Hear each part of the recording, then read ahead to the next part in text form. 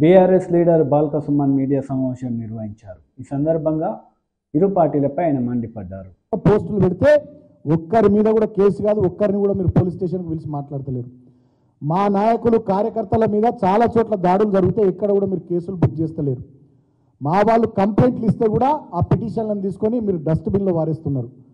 కానీ కాంగ్రెస్ పార్టీ నాయకులు కంప్లైంట్లు ఇస్తే ఆగ మేఘాల మీద కేసులు పెడుతున్నారు, మా వాళ్ళందరినీ కూడా పోలీస్ స్టేషన్లకు పిలిపిస్తున్నారు.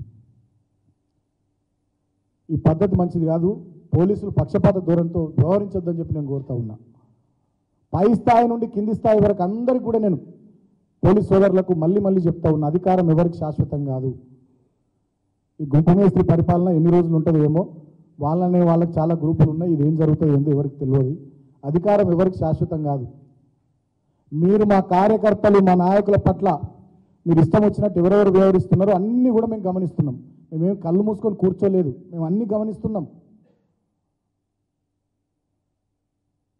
10 సంవత్సరాల కాలంలో నేను ప్రజల్ని కూడా ఆలోచించమని కోరుతా ఉన్నా. 10 సంవత్సరాల కాలంలో మేము కూడా అధికారంలో ఉన్నాం. 3 నెలలు కాలే వీళ్ళు వచ్చి 2600 పైచీలకు కేసులు పెట్టిరు బీఆర్ఎస్ నాయకులు కార్యకర్తల మీద.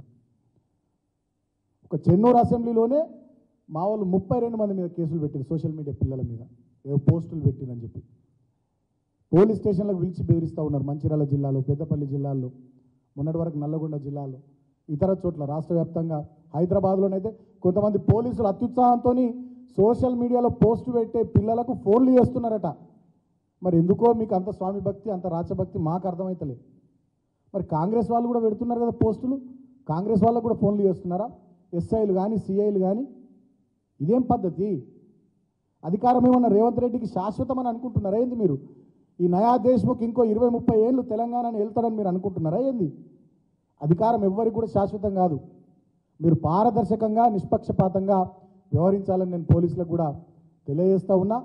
ఏది ఏమైనప్పటికీ సీనియర్ జర్నలిస్టు శంకర్ మీద జరిగినటువంటి దాడిని ముక్త కంఠంతో తెలంగాణ సమాజం ఖండించాల్సినటువంటి అవసరం ఉంది. అదేవిధంగా జర్నలిస్టులు, మేధావులు, ప్రజా సంఘాలు, పార్టీలకు అతీతంగా అందరూ కూడా దయచేసి సీనియర్ జర్నలిస్టు శంకర్ మీద జరిగినటువంటి దాడిని ఖండించాలని నేను పేరున ప్రతి ఒక్కరికి విజ్ఞప్తి చేస్తూ ఉన్నా.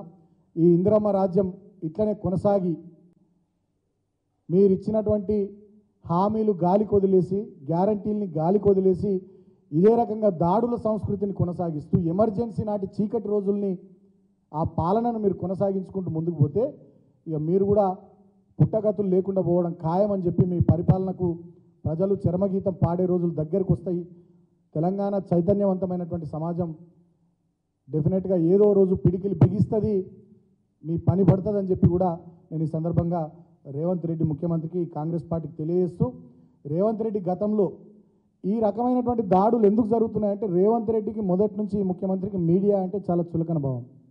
మీడియా విషయంలో గతంలో ఆయన ప్రతిపక్షంలో ఉన్నప్పుడు ఏం మాట్లాడింది ఒకసారి ఒక వీడియో ఉంది, అది నేను మీకు ప్లే చేసి చూపిస్తాను.